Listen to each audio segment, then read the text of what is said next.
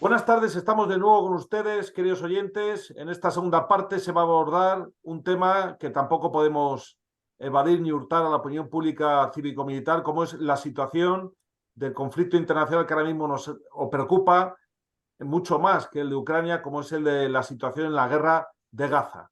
En ese sentido, el coronel Collins va a hacer una exposición. Adelante, mi coronel, por favor.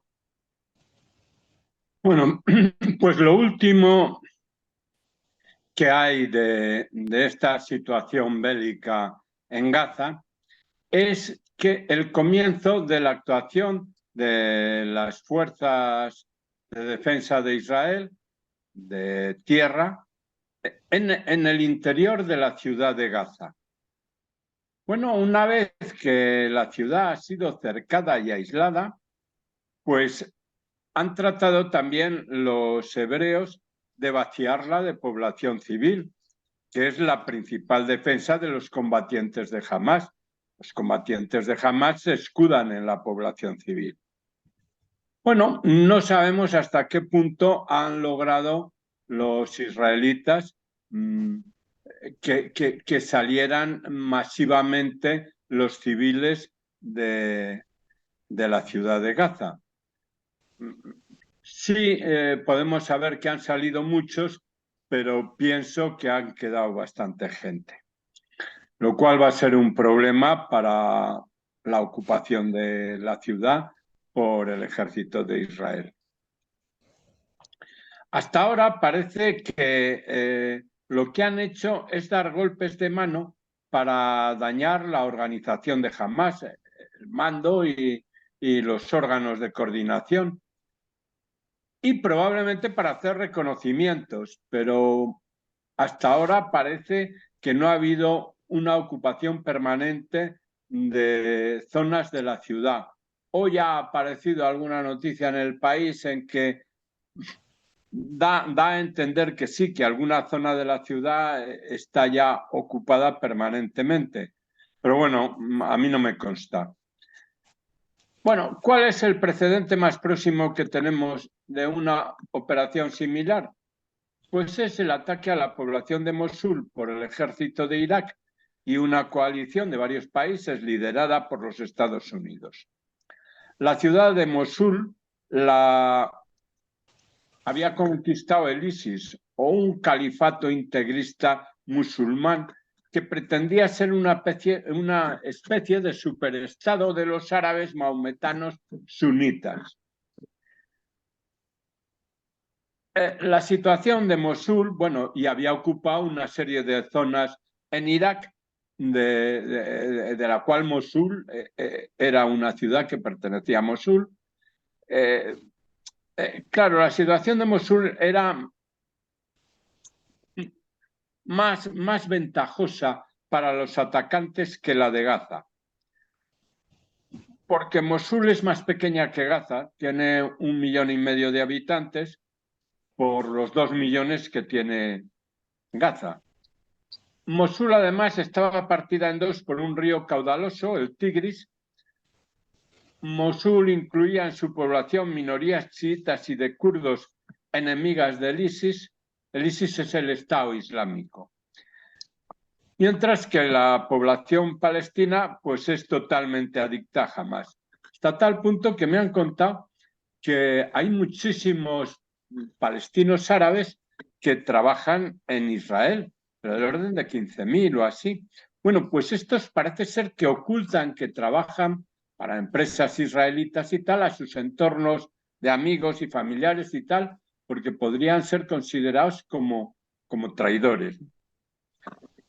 Bueno, la conquista de la ciudad de Mosul duró desde octubre del 2016 a julio del 2017, 9 meses de duros combates urbanos.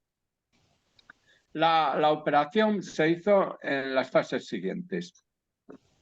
La operación de atacar a Mosul.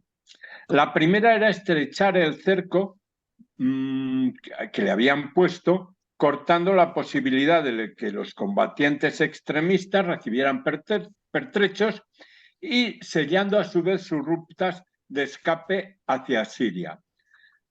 La segunda consistía en identificar las posiciones de las principales fuerzas del Estado Islámico dentro de la ciudad de Mosul.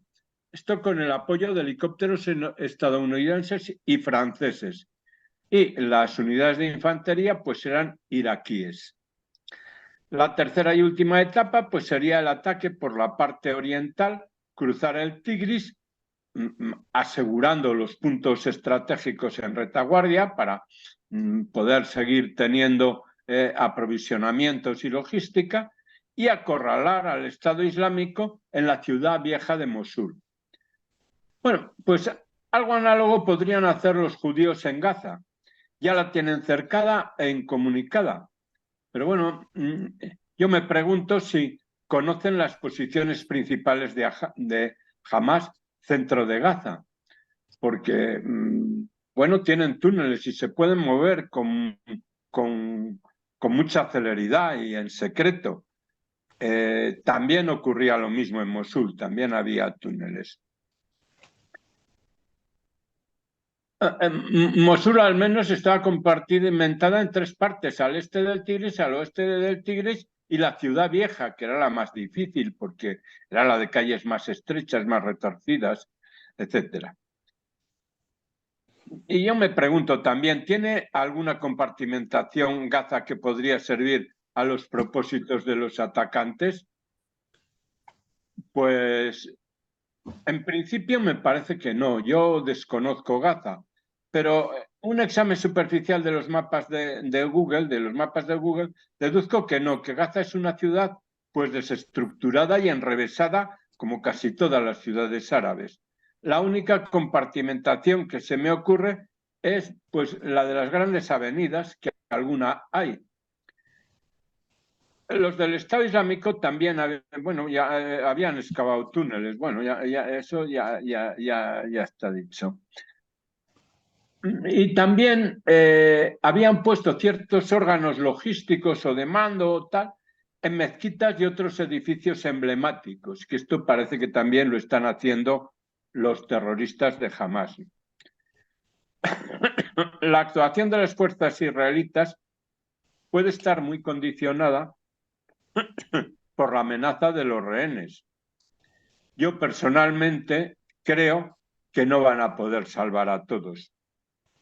Bueno, si invaden realmente Gaza, claro, si no invaden Gaza, bueno, pues pueden que lleguen a la larga a un pacto. Mi parecer también es que los hebreos no van a poder emplear las fuerzas acorazadas masivamente en el interior de la ciudad. Las fuerzas acorazadas necesitan espacios abiertos para poder maniobrar. El movimiento es vital para estas unidades. El constreñirlas a las calles de una ciudad pues es ponerlas en situación de gran vulnerabilidad, porque no pueden moverse con velocidad ni libertad. Pienso que solo pueden actuar como vehículos especiales de ingenieros para remover obstáculos o como apoyo por el fuego de la infantería. Bueno, aquí voy a traer a colación un análisis de una tesis doctoral sobre el ataque a Mosul que creo que es aplicable al caso de Gaza. El atacante pierde la iniciativa cuando entra en la ciudad. A pesar de que la coalición y el ejército iraquí contaba con un poder de combate muy superior, dentro de Mosul, avanzar a través de sus calles con una defensa del Estado Islámico en constante movimiento anuló muchas de las ventajas de combate que tenía la coalición. El Estado Islámico produjo, por tanto, un desgaste sostenido en las fuerzas iraquíes dentro de Mosul, reduciendo, pues claro, la diferencia que había entre ambas fuerzas. Claro, siempre el que está en defensiva tiene ciertas ventajas. Hasta tal punto que le obligó a realizar una pausa operacional antes de poder capturar el sector oriental de la ciudad. Bien, no sé, esto es una cosa que se me ha ocurrido de hacer una comparación de lo que ocurrió en Mosul con lo que puede ocurrir en Gaza. Y además es que nos falta por saber, porque claro, naturalmente en plenas operaciones no van a empezar a contar lo que van a hacer, ¿no? Los contendientes. Pero claro, nos falta por saber un punto muy importante. ¿Cuál es el estado político que piensa imponer Israel en Gaza cuando acaben las operaciones militares? Porque en función del objetivo que busque, pues las operaciones pueden cambiar. Claro, las operaciones están en función del objetivo final de la contienda. Y bueno, pues esto es lo que las reflexiones que tenía sobre la guerra en Gaza, que yo creo que la tienen muy difícil los judíos, pero bien, es un ejército sumamente competente, están muy motivados y creo que de una forma o de otra van a imponerse. Bien, este era el tema. Muchísimas gracias. Luego si Sí. queda tiempo, hablaré un poco de que esta zona no es conflictiva de hoy, es conflictiva pues desde hace siglos. Muy bien, vamos a hacer un turno de palabra y con el tiempo que sobre desarrolla ese planteamiento. Cedo la palabra al teniente general. Adelante, mi teniente general, por favor. Poco que comentar, pero sí decir que el enemigo más grande que tiene ahora mismo para actuar con libertad el ejército de defensa israelí es la opinión internacional.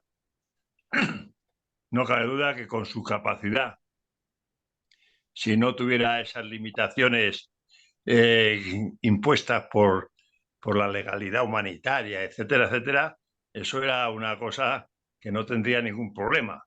En el caso de no están utilizando mucho los carros de combate, pero yo he leído que están utilizando perros robot con explosivos y están anulando esos túneles y también utilizando gases en esos túneles, que es la zona donde se puede defender jamás con cierta ventaja. Y lo tienen estudiado y si fueran a por todas, desde luego poco podían hacer los de Hamás. Ahora bien, en la comparación que ha dicho el coronel de Mosul, yo estuve en la ayuda al pueblo kurdo después de la primera guerra del Golfo, de la tormenta del desierto, y Mosul era una de las puntas donde estaban los kurdos, habían estado los kurdos, porque cuando se sublevaron aprovechando la derrota de Saddam Hussein en aquella primer enfrentamiento con Estados Unidos y sus aliados, pues entraron con una táctica de tierra quemada. Entonces todos los kurdos que fuimos recogiendo para volverlos a su sitio, que es porque habían huido a las montañas que hacían frontera con Turquía, pues habían desaparecido del mapa. Las tropas de Saddam Hussein entraron, arrasaron, porque yo vi personalmente pueblos enteros destruidos. No llegué a Mosul porque no teníamos ahí zona de acción nuestra, pero por conversaciones con aliados de Inglaterra y estadounidenses que sí habían estado, pues podían contarlo. Es decir, que es cuestión de una decisión olvidándose de todo tipo de legalidades y legislaciones, entonces, pero podría hacer. Ahora, yo creo que como en aquel caso era árabe, eran los que no tienen opinión pública en contra en ciertos sitios, porque están dominados los políticos y Occidente en particular por otros motivos, pues entonces no se dijo nada y se acordaron de los kurdos gracias a los Estados Unidos cuando habían desaparecido ya del mapa. Pero ahora Israel es otro tipo de país, no es eso, luego tiene la opinión pública muy en contra, hay mucho antisemitismo y entonces eso es el problema principal que tiene para una acción rápida y exitosa en esa zona tan complicada. Nada más. Muchísimas gracias, mi teniente general. Cedo la palabra rápidamente al general Fontela. Adelante, mi general. Pues yo simplemente recordar dos principios básicos, ¿no? Uno es que la lucha urbana siempre el defensor lleva la de ganar, ¿eh? Aunque sea la desventaja, la desproporción de fuerza muy grande, siempre el defensor tiene todo a favor. Y segundo, otro principio, la guerra-guerrilla. Cuando el enemigo ataca, yo me retiro, ¿eh?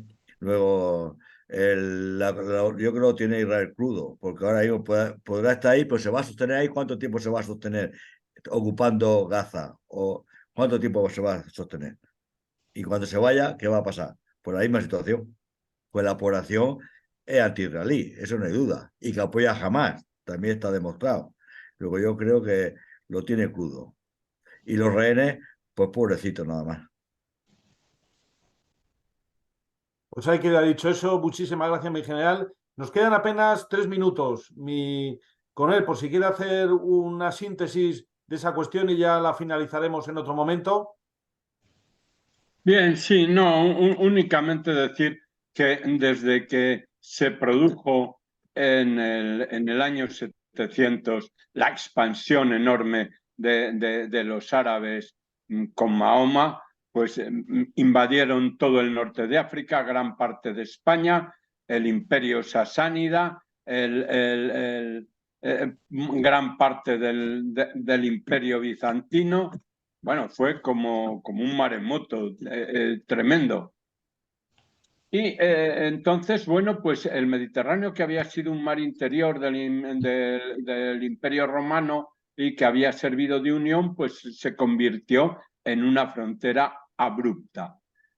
Eso siguió sobre todo hacia el 1500, cuando los turcos derrotaron al Imperio Bizantino y lo conquistaron totalmente, extendiéndose por Grecia y los Balcanes. Entonces se quedó España, que respaldaba a Italia, pues un poco en primera línea en Italia. Claro, Sicilia y Nápoles eran reinos españoles. Y asumimos en gran parte, porque también nos perjudicaba mucho la actuación de corsarios respaldados por los turcos en las costas mediterráneas españolas, y además habíamos tenido una sublevación de moriscos, pues España tomó sobre sus hombros el defender realmente a toda la cristiandad, unidos a Venecia, que Venecia también estaba en primera línea, está en el Adriático, o sea, era fronterizo con los turcos.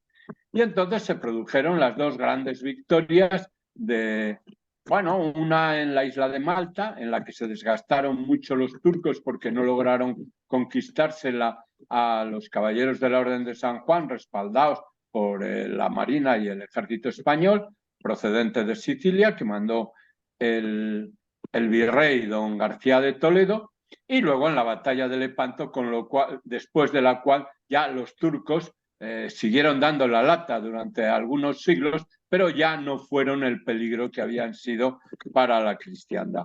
Luego en la Primera Guerra Mundial, pues al derrotar Francia e Inglaterra al Imperio Turco, pues liberaron del Imperio Turco todas esas zonas que se las repartieron entre Francia e Inglaterra. Pues Siria, Líbano, Argelia y tal fue para Francia, y Arabia, Egipto, Jordania, etcétera, pues fue para Inglaterra, Irak también para Inglaterra. Y entonces estuvo todo en paz, porque otra vez el Mediterráneo volvía a estar ocupado por los europeos en las dos riberas. Pero claro, con la independencia, pues con la independencia de todas las naciones después de la Segunda Guerra Mundial, propiciada por los norteamericanos, pues volvió a abrirse la falla, ¿no?, entre la ribera norte y la ribera sur del Mediterráneo. Para complicar el tema, a los judíos que decidieron sacar de Alemania, de Austria, de esos países en los que habían sido perseguidos, pues como no los querían asimilar las naciones vencedoras, ni Estados Unidos, ni Inglaterra, ni Francia, querían hacerse cargo de ellos, pues entonces los mandaron al Estado de Israel. Y formaron el Estado de Israel, desplazando a los palestinos que estaban allí. Claro, y con la enemistad de todos los países árabes que circundaban a Israel. Menos mal que Israel, con la protección de los norteamericanos y de los países occidentales, pues se ha impuesto y a lo largo del tiempo pues hasta ha logrado que haya países árabes que sean partidarios de reconocer a Israel. Bueno, con muchas pegas, porque a Anwar el-Sadat le costó la vida eso. Bueno, pues este era un poco en síntesis lo que quería comentar. Muchísimas gracias, mi coronel. Nos emplazamos en otro programa a desarrollar esa conflictividad, ese tema que es muy interesante del reconocimiento, primero por Egipto y cómo le causó al presidente de Egipto la muerte, además en un desfile militar retransmitido en directo. Verdaderamente un golpe de la historia. Magnífico el programa de hoy, dos temas fundamentales, uno interno y otro externo, y con eso la PICA demuestra que está en la primera línea de la opinión pública, dando siempre opiniones cualificadas y criterios muy profesionales y ante todo patrióticos. Muy buenas tardes a todos, queridos oyentes, les emplazamos a que sigan con nosotros la semana que viene.